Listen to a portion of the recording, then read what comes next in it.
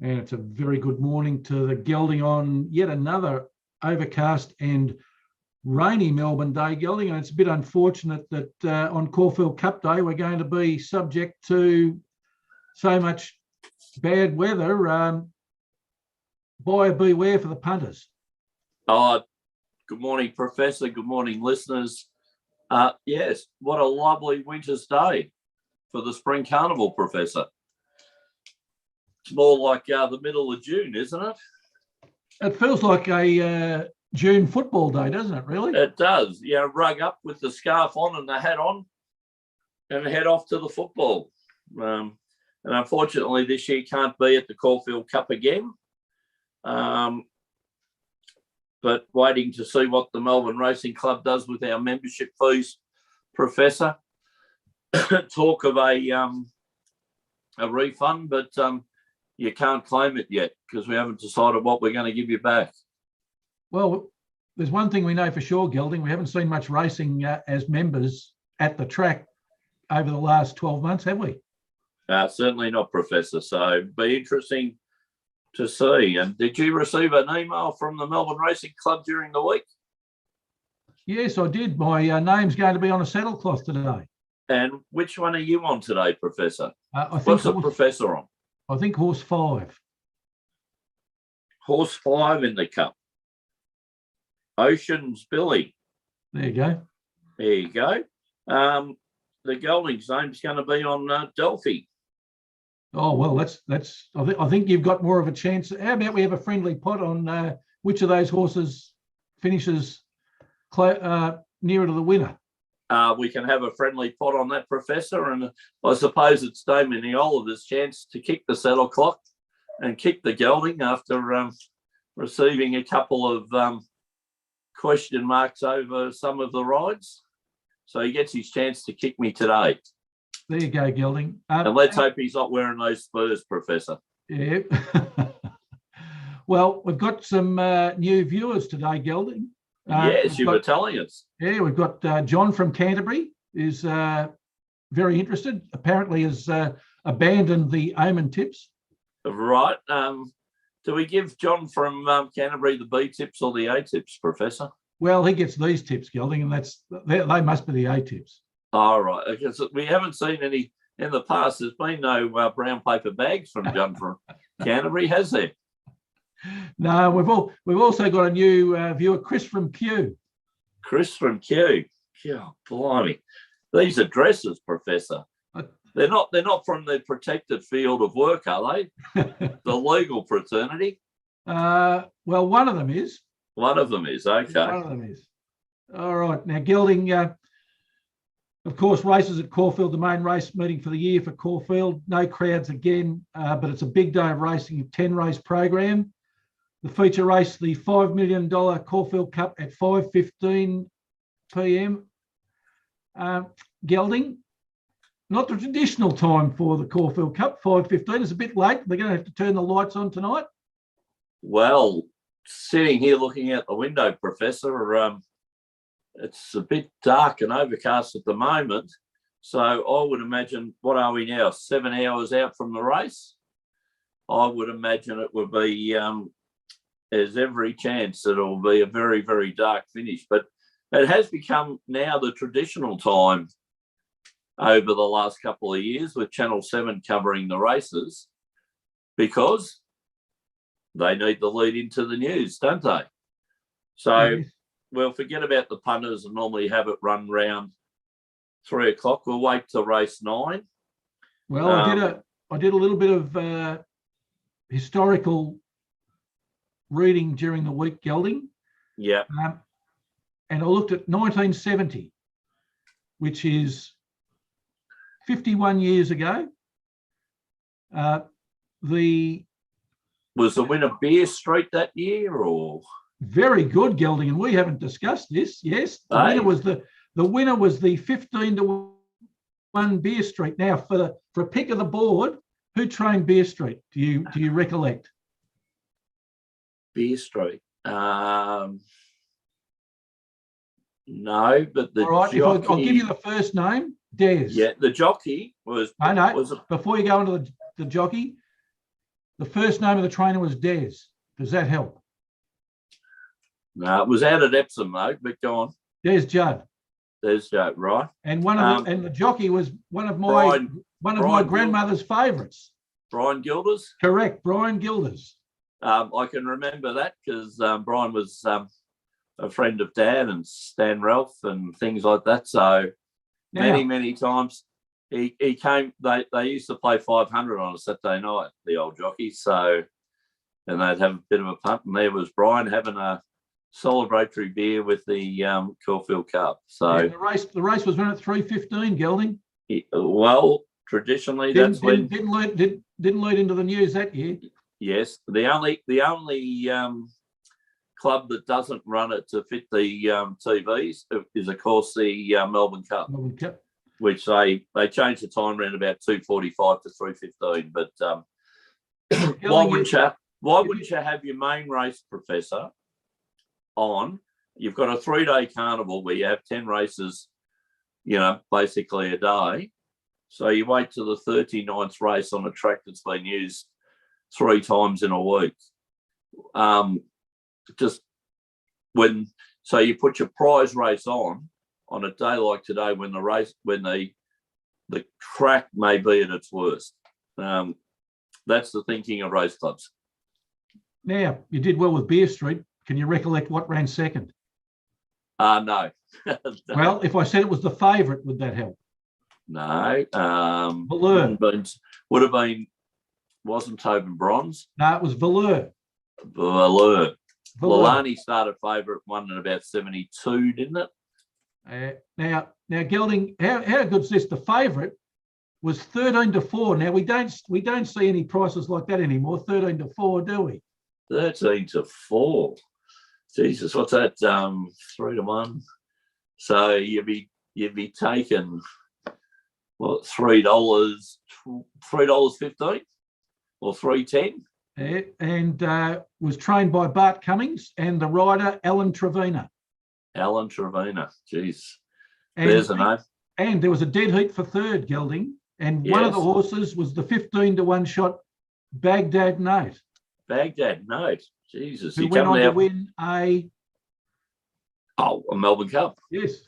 Yes, certainly. A nice little grey. Ridden by Midge Didham. Now, the race BJ was Didham. Yes, the race was over 12 furlongs in 1970. Yes. Now, what's longer, Professor? 12 furlongs or 2,400? Well, 12 furlongs is almost 2,400 metres, Gelding. Almost. Almost. And you know what? They didn't have a movable rail in those days, Professor. No. It was a wooden rail, and then the jockeys went to the best part of the going. Yeah. All right. Now, Gelding, here's the last bit of history for us. The winner in 1970, $38,500 and a trophy of $1,250. Well, $38,500 compared to today's $5 million. Second prize was $9,900. Now, Gelding, dropped the mic one earlier this week. What did Drop the Mic win for winning at a country race meeting? 13,000, Professor. So it won more than the horse that came second in the Caulfield Cup 51 years ago. Oh, you must be a rich man, Gelding. Oh, well, it's tipped over 100 gorillas now, Drop the Mic. So it's getting up there. But, Professor, put that in perspective. With that prize money from the Caulfield Cup, you could have brought a house in Bentley, maybe 1.5 back in 1970. Yes. Maybe even 2. Yeah, and I think the average wage was about $70 a week. Yeah, so that 9,000 would have got you, could have got you a third of a house. So interesting. Right. Gelding, the track's a heavy 8. The rail's in the true position for the entire circuit. Give us your 2 red hot tips for the day before we lose the viewers. They'll have given up thinking we're not going to give the tips. Oh, well, Professor, we've got to have a bet in the main race, the Caulfield Cup. Going number 2, Incentivise. I'm sure that'll draw criticism from the Sydney Colt, but let's during the week. Yeah, we'll talk about that a little bit later on at the end of the show, Professor.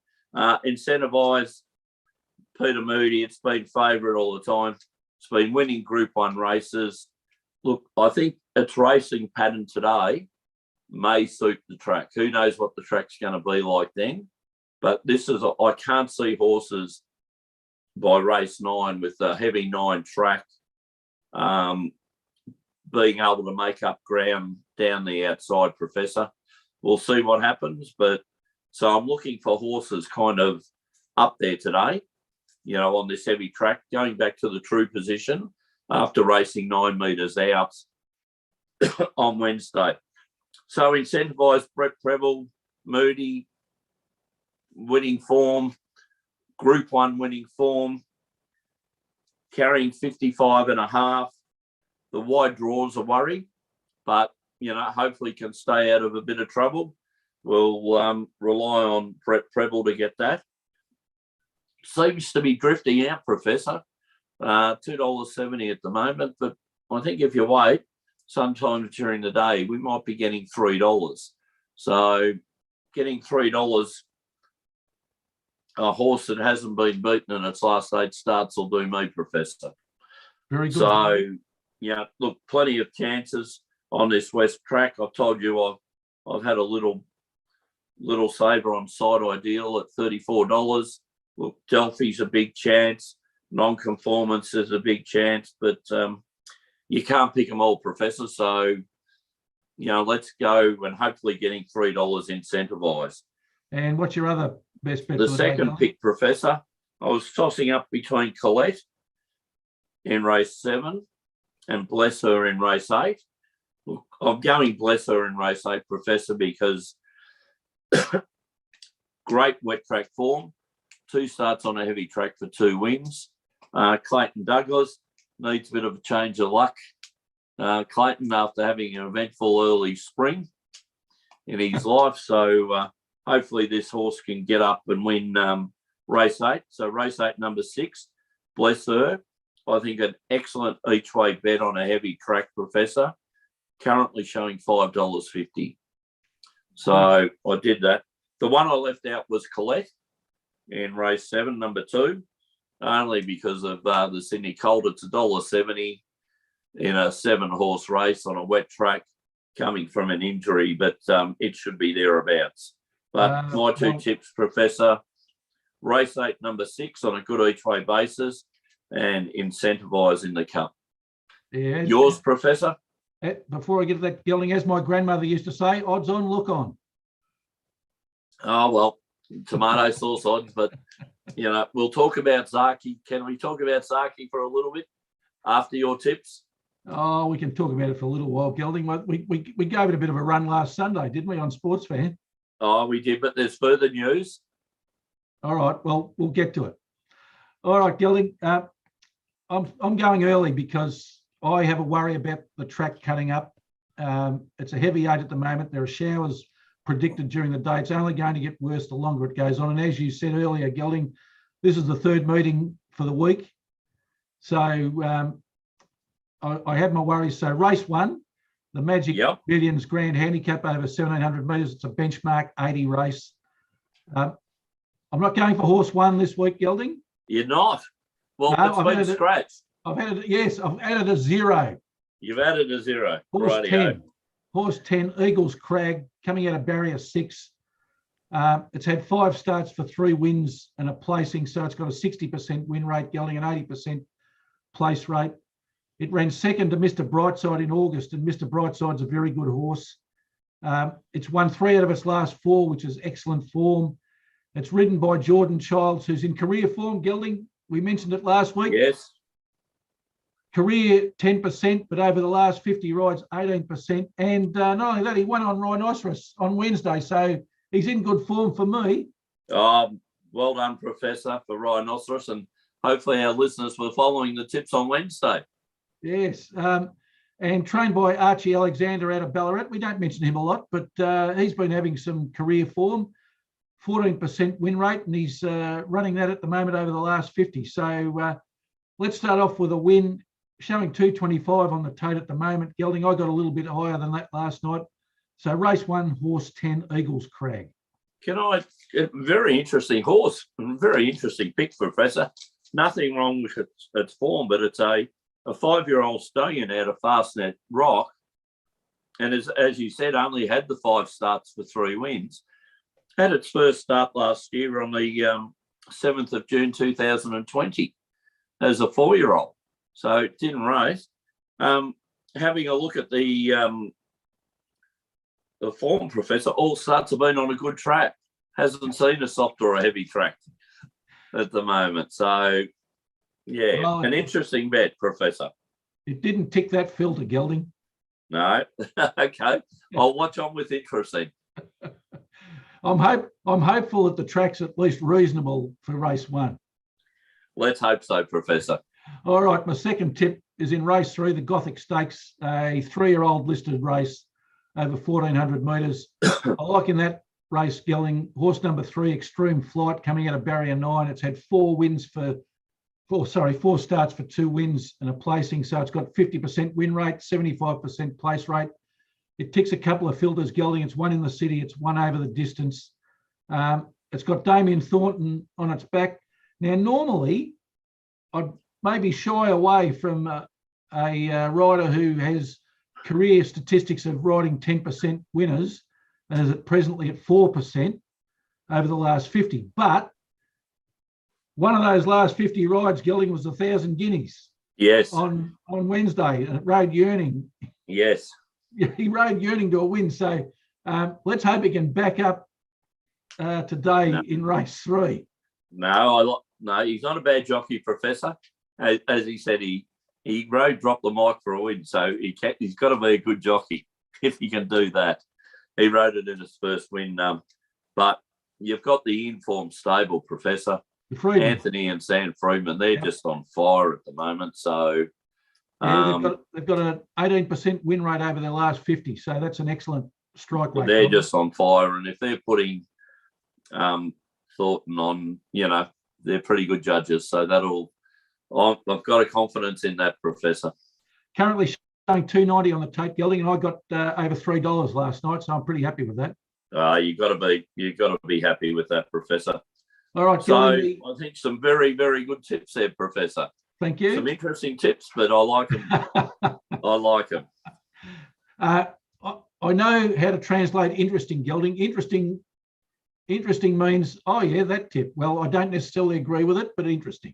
No. Look, I've got it marked. I had it marked myself, actually. Okay.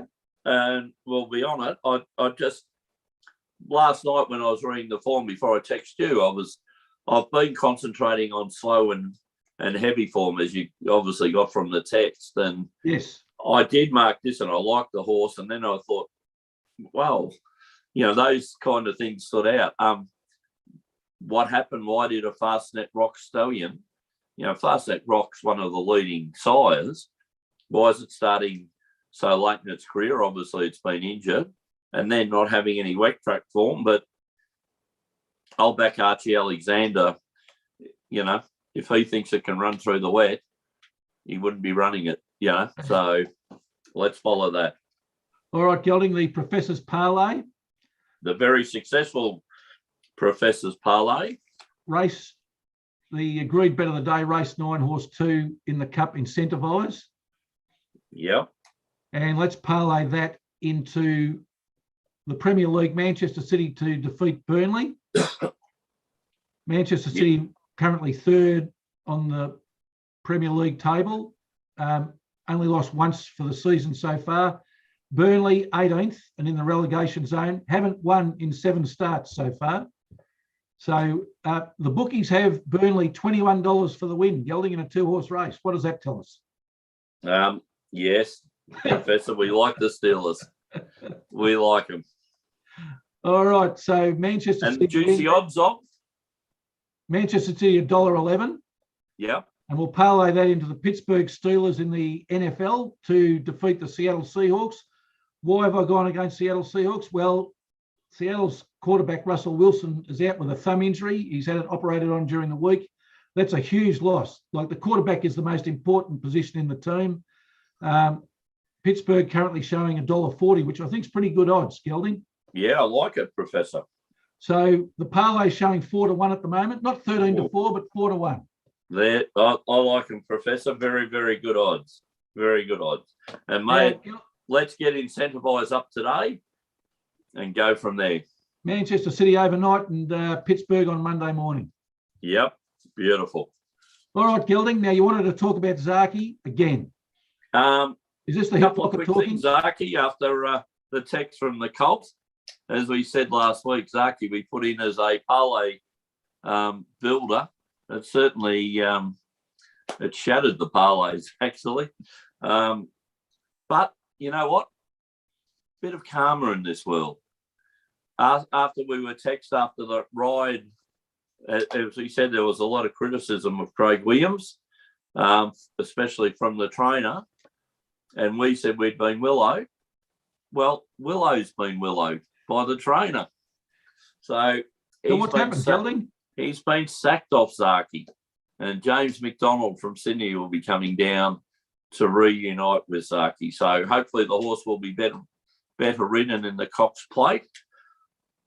And also some news from the Cox Plate. Look, unfortunately, last year's winner, Sir Dragonote, was euthanised this morning, Professor, after a track work gallop. So, you know, there's a horse that's won one of the major races, an excellent horse. So terrible news for Connections and the Eustace Mars stable that's not having a good run at the moment, Professor.